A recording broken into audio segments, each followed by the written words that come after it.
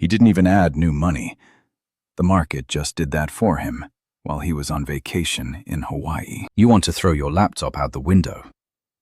This is the part of wealth building that nobody warns you about. The beginning doesn't feel like building wealth.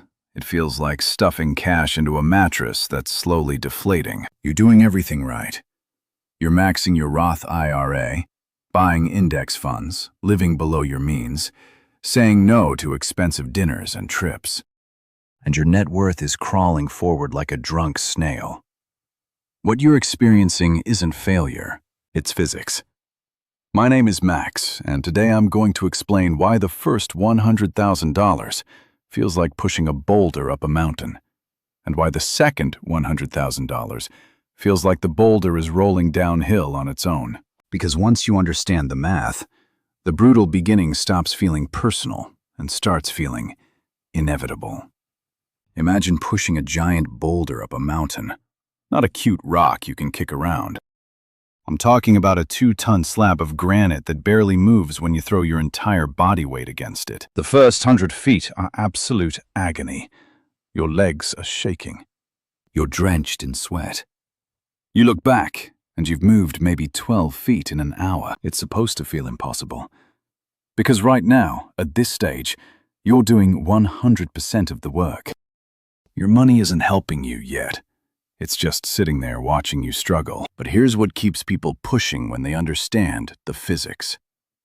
There's a specific point on that mountain, a mathematical threshold, where the angle of the hill shifts just enough that gravity stops fighting you and starts helping you. The boulder begins to roll on its own momentum. You're still pushing, but now the thing has weight behind it. Then you hit the steeper part of the descent, and you're not pushing anymore. You're just trying not to get run over by your own boulder. That's the snowball effect. And it doesn't start on day one. It starts after you've already bled for it. Let's talk about why the first chunk of wealth feels like financial torture. When you're starting from zero, your investment returns are mathematically useless. If you have $5,000 invested and the market goes up 10% in a year, you made $500. That's nice. That's a decent dinner. But it's not life-changing. It doesn't feel like your money is working for you. It feels like you're working and your money is just sitting there judging you for not having more. The brutal truth is that in the early phase, roughly the first 5 to 7 years for most people, almost all of your account growth comes from you manually shoveling money into it. The compound interest that everyone romanticizes is technically happening, but it's happening on such a small base that it's basically invisible to your life. You save $6,000 this year. The market gives you $400 in returns, and your brain registers that as, I did all the work here. And you're right. You did do all the work. This is the phase where people quit.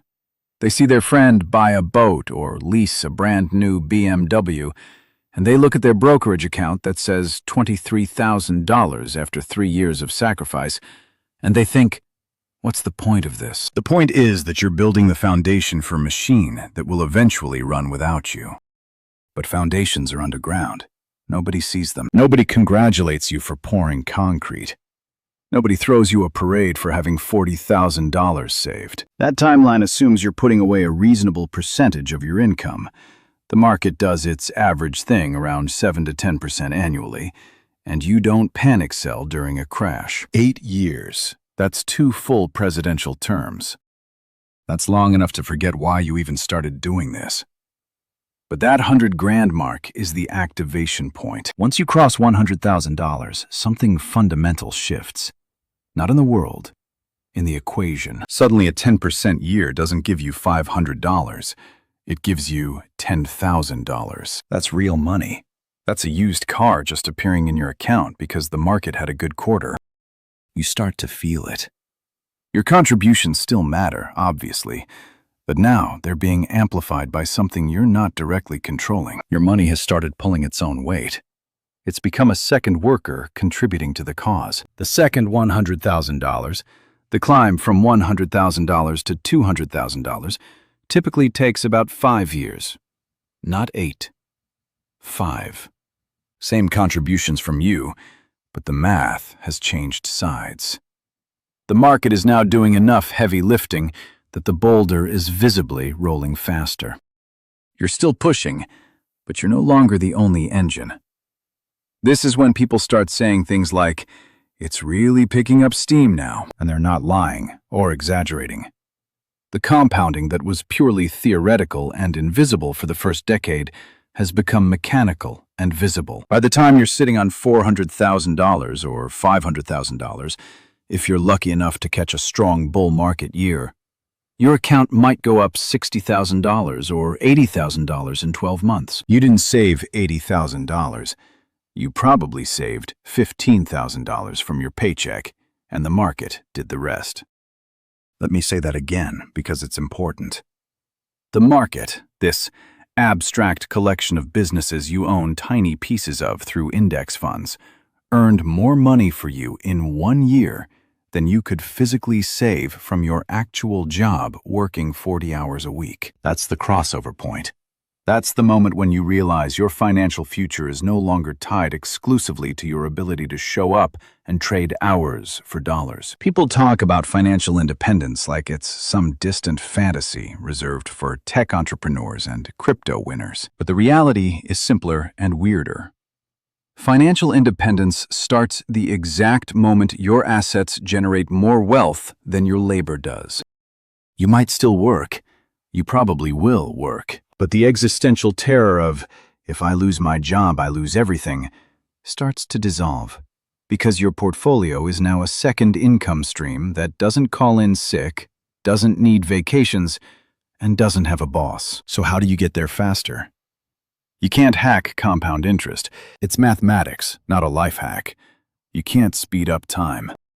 That means your only real lever is increasing how much you're shoveling into the machine. Earn more, spend less. Save the difference. It's not sexy. There's no algorithm. There's no secret strategy. You're just trying to feed the snowball as fast as possible before it starts rolling on its own. The other lever is time, which you cannot buy back, but you can stop wasting. Every year you delay starting is a year you lose at the back end when the compounding is doing the most dramatic work. Starting at age 25 versus starting at age 35 might only feel like a 10-year difference, but it's actually the difference between retiring comfortably at 55 or grinding until you're 70. And here's the mistake that kills all momentum. You're 5 years in. You've got $60,000 saved. You're exhausted from the discipline. You see a car you want, or you convince yourself you deserve a nicer apartment, and you pull $20,000 out to make it happen. You just reset the snowball. You're back at $40,000. That might not sound catastrophic, but you're not just losing $20,000. You're losing all the compound growth that money would have generated over the next 20 years. You're losing the exponential part. You killed the machine right before it was about to work for you. The only rule during the push phase is don't stop pushing. You don't need to be smart. You don't need to pick individual stocks or time the market. You just need to be consistent and patient enough to survive the boring part where nothing seems to be happening. The math doesn't care about your feelings or your impatience. It will work if you let it work. So what happens after you've crossed that invisible threshold? Once you're past $500,000 or $600,000, the game fundamentally changes in ways that feel surreal. You stop checking your account every week because, frankly, the swings are so massive they'll either thrill you or give you a heart attack, and neither emotional response is productive. A bad month might see your portfolio drop $30,000. A good month might add $50,000. These aren't numbers you saved. These are numbers the market is just moving around, and you're along for the ride. This is the part nobody warns you about. When your net worth starts jumping around by more than your annual salary, your relationship with money gets genuinely weird. You'll have this surreal moment where you lose what used to be 6 months of salary in a market dip, and you'll just shrug and make a sandwich because you've internalized that it's not real money until you sell. Your coworker will panic about their portfolio dropping $2,000, and you'll nod sympathetically while privately thinking about the $40,000 your account dropped last Tuesday. You don't mention it because it sounds like a humble brag, but it's actually just math at scale. Here's where the velocity gets genuinely absurd. Let's say you're sitting on $700,000. The market has an average year and gives you 8% returns. That's $56,000 in growth. You probably contributed maybe $18,000 from your paycheck over the course of the year. Your money earned 3 times what you manually saved. You worked all year, showed up every day, did your job, grinded through meetings and projects. And your portfolio, sitting in the corner doing absolutely nothing, out-earned you by a factor of 3. That's not a flex. That's not luck. That's geometry. The curve you've been climbing for a decade finally bent in your favor. People ask me, when do you actually feel rich? And the honest answer is never, because the goalpost always moves. But there is a specific moment when you feel untouchable in a different way. And it's not when you hit $1 million. It's when you realize your portfolio's bad year is still better than your good year at work. When the market tanks 15% and you lose $120,000 on paper, but your account still grew $30,000 because you kept contributing all year. You took what would be a catastrophic hit by normal standards, and you still ended up ahead. That's when you stop flinching at market volatility. Now let's talk about what most people do wrong at this stage, because the irony is absolutely brutal. You spend a decade clawing your way to $600,000, living below your means, driving the same reliable car, saying no to expensive vacations. Then you hit the magic number and your brain says, I made it. Time to enjoy life. So you buy the dream house. You finance the luxury car you always wanted. You book that trip to Europe. And suddenly your lifestyle costs have jumped 40%. You went from saving $20,000 a year to saving $5,000 because you're finally living like someone who has money. Except you just kneecapped the exponential phase. You were right at the point where the boulder was about to roll downhill on its own, and you decided to sit on top of it and ride it like a sled. The next $300,000 would have taken 4 years if you'd kept your discipline. Now it's going to take 9 years. Because you're barely feeding the machine anymore. You didn't ruin your life, but you absolutely traded velocity for comfort. Maybe that's worth it to you. Maybe it's not. But understand the trade you're making. The smarter play, and I know this sounds borderline masochistic, is to keep living like you're broke for just 3 more years. Once you're at $1 million, the math becomes genuinely obscene. A 10% year is $100,000 in gains. But if you inflate your lifestyle right now at $700,000, you're extending that timeline by half a decade or more. I'm not saying don't enjoy your money. I'm saying there's a very specific window where additional sacrifice has asymmetric returns. The difference between $700,000 and $1.2 million isn't just $500,000 in numbers. It's the difference between I'm doing okay financially and I'm actually free to do whatever I want. That gap closes faster than you think, but only if you don't let off the gas pedal. There's also a psychological trap here that nobody talks about openly. Once your net worth starts hitting 7 figures, you begin to feel like you should be doing something fancy or sophisticated with it. You see people on podcasts talking about real estate investing, angel investing, starting businesses, and you think, I have $1 million. I should be leveraging this into something bigger. So you pull $200,000 out to buy a rental property because that's what wealthy people do, right? Except now you're a landlord. You're dealing with tenants who don't pay rent, surprise repairs at midnight, property taxes, insurance, and, if you're really unlucky, eviction lawyers. You traded a simple automated compounding machine for a second job that might pay 5% annually if you're lucky and you don't get sued. You turned your passive snowball into active work. Sometimes that's the right strategic move. Most of the time, it's self-sabotage dressed up as ambition. The boring truth that nobody wants to hear is that the best thing you can do with a seven-figure portfolio is absolutely nothing fancy. Let it compound. Don't get clever. Don't try to optimize beyond the basics. The S&P 500 has beaten most hedge funds, most landlords, and most entrepreneurs over any given 20-year period. You already won the game. Don't blow it by trying to win harder with complicated strategies. So here's the final piece of the puzzle. You're at $1.5 million. You're 50 years old.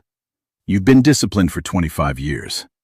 The question is no longer, can I retire? The math has answered that. The real question is, what do I actually want to do with my life? Because the numbers say you're free. The 4% safe withdrawal rate gives you $60,000 per year, inflation adjusted, essentially forever. If you can live on that amount, which most people can, you don't have to work another single day. But most people don't pull the trigger.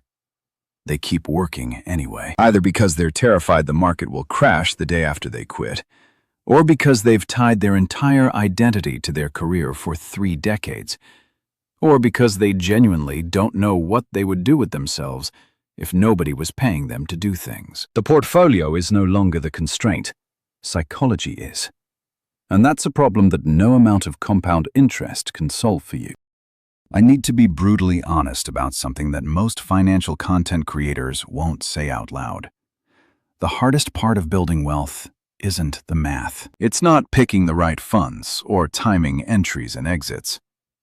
The hardest part is sitting on a pile of money that could literally change your entire life right now and choosing not to touch it. Because at $1.5 million, you have options that would have seemed like science fiction when you started this journey. You could buy that lake house you've always dreamed about.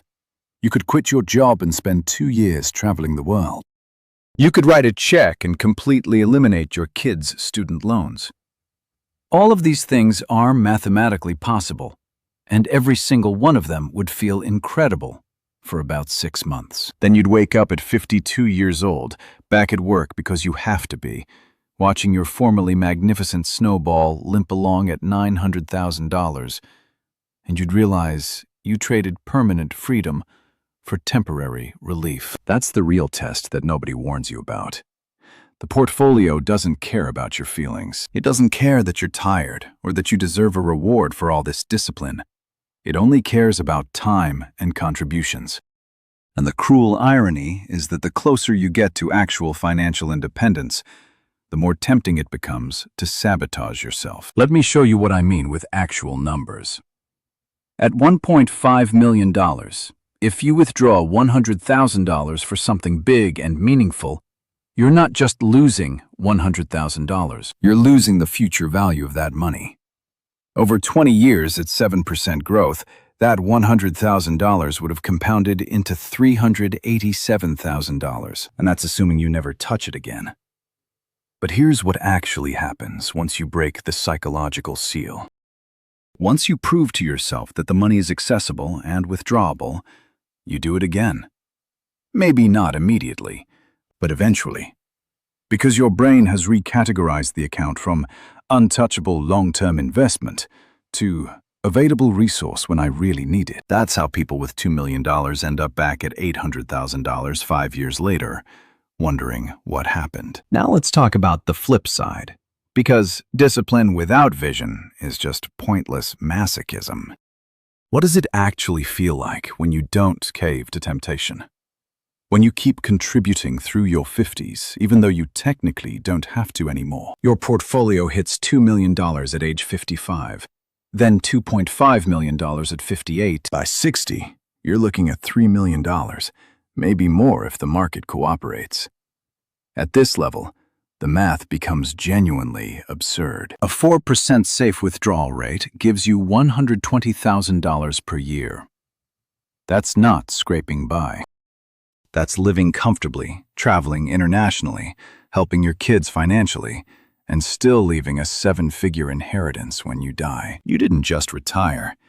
You built a perpetual wealth machine that generates money while you sleep and will outlive you by decades. That's the difference between cashing out early for short-term relief and staying disciplined to the end. One version of you retires at 60 with complete freedom and options. The other version retires at 60 wishing they'd been more patient. But I want to address the elephant in the room. The thing that keeps people working long after the math says they can stop. It's not. If you've spent 30 years defining yourself by your career, by your productivity, by your title and role in the company, the idea of walking away feels like erasing your entire sense of self. You're not just retiring from a job. You're retiring from being useful, from being important, from being you. That's why so many people with $3 million in the bank still show up to the office every Monday. They're not there because they need the paycheck. They're there because they don't know who they are without the job. And here's the uncomfortable truth that nobody wants to hear. Your portfolio can't fix that existential crisis. You can have $10 million and still feel empty if you've never figured out what you actually want your life to be about beyond accumulating wealth. This is the final boss of financial independence. Not the math, not the market volatility, but the question of what you do with your time when nobody is paying you to do anything, and you have no external structure. So if you're anywhere on this journey right now, whether you're grinding through your first $50,000 or sitting on $1.5 million trying to decide when enough is enough, the strategy is fundamentally the same. Automate everything. Contribute consistently. Ignore the market noise. Don't touch the snowball. And while you're grinding through the push phase, start building a life outside of work that you'd actually want to live full-time. Because the portfolio will get there. The math is relentless, and it works. But if you arrive at financial independence and realize you have no hobbies, no meaningful relationships, and no sense of purpose beyond accumulating net worth, you didn't win the game. You just traded one prison for another. The real goal isn't just hitting a number. The goal is building a life where the number eventually stops mattering because you've created something worth living, regardless of your bank balance.